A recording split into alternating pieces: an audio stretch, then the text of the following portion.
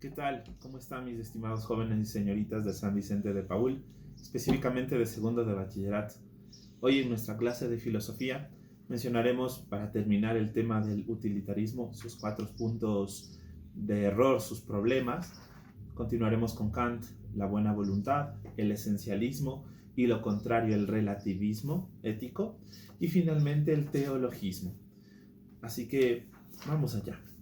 Bien, para resumir los cuatro problemas del utilitarismo, iniciaremos diciendo el primero. El utilitarismo tiene la tendencia a ignorar la justicia y los derechos humanos. ¿Por qué? Porque al buscar maximizar la felicidad de la mayoría, se olvida de las consecuencias para las minorías. En pocas palabras, en nombre de maximizar el bien, sacrifica el bienestar individual.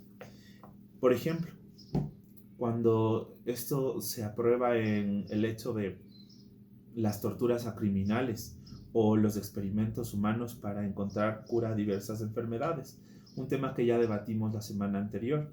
Entonces hay que darnos cuenta que en esas circunstancias estamos sacrificando el bien de uno por maximizar el bien de todos. Segundo, el utilitarismo es muy demandante. ¿Por qué? Porque cuando intentamos mantener contentos a todos, nos damos cuenta que nos fatigamos en ese intento. Por ello, es importante darnos cuenta de que los críticos del utilitarismo sostienen que seguir esta corriente al pie de la letra implica que te preocupes por tus obligaciones éticas, pero también por las obligaciones que no son propias de ti. Por ejemplo, es una obligación ética principal ayudar a alguien que no entiende, ¿no? A tu compañero, pero no es una preocupación ética obligatoria e inmediata tuya el hecho de que tengas que vender tus bienes para socorrer la pobreza de personas de otros países. Este ejemplo. Punto número 3. El utilitarismo podría ponerte en riesgo. ¿Qué tal si en nombre de la mayoría te sacrifican a ti? Punto número 4. Es imposible saber a ciencia cierta cómo maximizar la felicidad y causar el mayor bienestar posible. Estamos allí en una pequeña inestabilidad. ¿Qué hacemos? ¿Qué hacemos para buscar el bien de todos? Eso en cuanto a los puntos de los problemas del utilitarismo.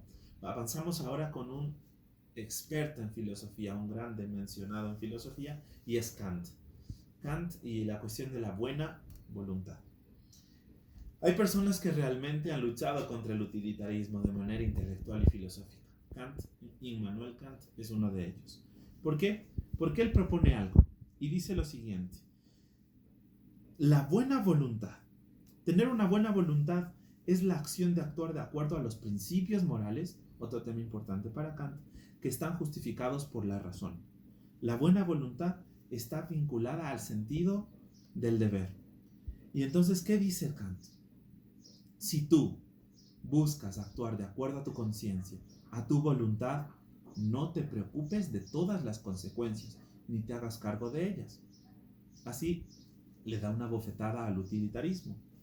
Entonces Kant, ahora avanzamos y sus diferencias con el utilitarismo. Primero, en cuanto a la moralidad, es decir, el bien o el mal de sus actos, consiste en analizar qué tan razonables son nuestros principios. Kant trata de pasarlo todo a través del sedazo de la razón. Si es razonable para ti, adelante. Es tu principio, actúa y no tengas miedo de las consecuencias que al fin y al cabo en ocasiones muchas de ellas escapan de tus manos. Segundo, hace énfasis en que nuestros actos deben ser juzgados en base a nuestras intenciones. Para Kant, si tienes buena intención y actúas de acuerdo a tus principios y a tu razón, no importa si no beneficia a todos. ¿Se dan cuenta? Contrario al utilitarismo. Tercero, hace diferencias entre lo que es actuar por las indicaciones de la naturaleza y actuar de acuerdo a nuestros deseos. Aunque Manuel Kant no está en contra de que actuemos para satisfacer nuestros deseos, habla de que no es fundamental en la vida solo satisfacer nuestros deseos. Por ello dice que es malo quitarle la comida a alguien para satisfacer nuestro hambre, sino más bien también actuar bajo el orden y el impulso de la razón. Entonces, para la ética de Kant, la ética de sus acciones depende en mayor medida de los principios que te movieron a hacer tales acciones y en menor medida de las consecuencias que se derivaron de ellas. Perfecto. Hasta allí hemos avanzado con la cuestión de Kant y el sentido de la buena voluntad. Ahora vamos con la corriente del esencialismo. ¿Qué es el esencialismo? El esencialismo es la teoría filosófica y ética que busca conocer el ser más profundo, la esencia de todo ser en el universo y no se quede en los accidentes o en las cuestiones de la apariencia.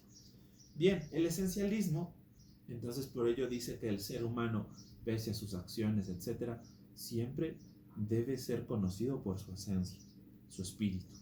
Propio de ello, por ejemplo, eran Aristóteles y Platón. Estos dos filósofos eran muy partidarios del esencialismo, hablando de que la esencia del ser humano es su espíritu y que la materia es algo más bien añadido, sobre todo en Platón. ¿Por qué analizamos el esencialismo? Porque el esencialismo se ha mirado que se ha aplicado a varios saberes, ¿no? Entre ellos a la ética. Y por ejemplo, la ética esencialista sostiene que existen acciones que son esencialmente malas, esencial y profundamente malas, como el asesinato, y que no solo violan los sistemas legales y sociales, sino que también las leyes naturales. Entonces, yo les voy a proponer que ahora hagamos una primera actividad en casa para nuestro portafolio. Tenemos en la página número 136 dos preguntas, ¿ok? Estas dos preguntas las vamos a responder en un documento de Word y es nuestra actividad para esta semana. ¿Estamos? Estas preguntas hablan un poquito de analizar nuestras acciones a la luz del esencialismo, ¿no? Son unas cuestiones filosóficas y éticas que les van a plantear un ratito y les van a hacer pensar. El esencialismo y el relativismo ético. Ahora vamos a ver la diferencia entre el esencialismo y el relativismo.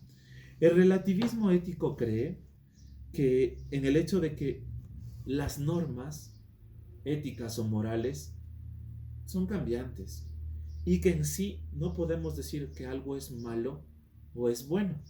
Todo depende de las circunstancias. El relativismo ético cree que la cultura y lo que constituye la moral, por esa razón, no es totalmente justo. Y por ello no es justo juzgar a las culturas por lo que han hecho.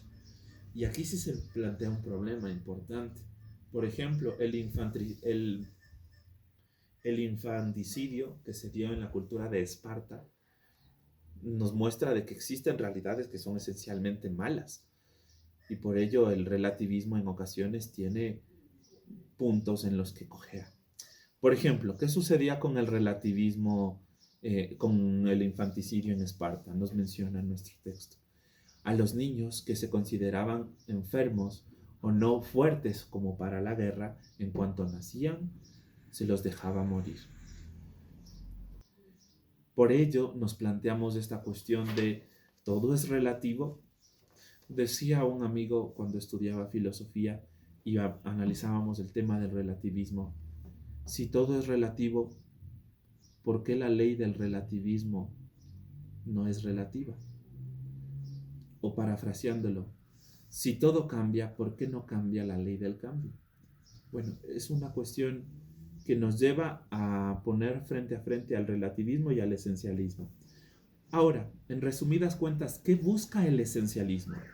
El esencialismo busca que consideremos que existen acciones que son verdaderamente malas, como la tortura, la esclavitud, el asesinato, y acciones que son esencialmente buenas. Por ejemplo, tratar a los seres humanos con respeto, el cuidar la vida, etc. Pues bien, estas son las corrientes, y según lo hemos visto, el esencialismo y el relativismo. Han existido a lo largo de la historia críticas al esencialismo ético, básicamente basadas en el hecho de que no podemos conocer realmente qué es aquello absolutamente bueno y qué es aquello absolutamente malo. Terminamos el día de hoy con la corriente del teologismo ético. ¿Qué nos dice el teologismo? La palabra teología viene del vocablo griego que significa theos, Dios, y logos, tratado. Pero en este caso, el telos, el teologismo, busca conocer el propósito. Y en pocas palabras, aplicado al campo de la filosofía, la teología es el estudio del propósito de las cosas. ¿Se dan cuenta? Desde una perspectiva filosófica busca conocer el estudio del propósito de las cosas.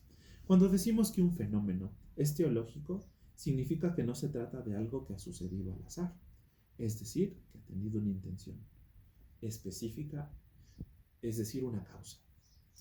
Porque una acción sea teológica no solo basta que seamos conscientes del propósito, es necesario que dicho propósito haya sido asumido de forma crítica también.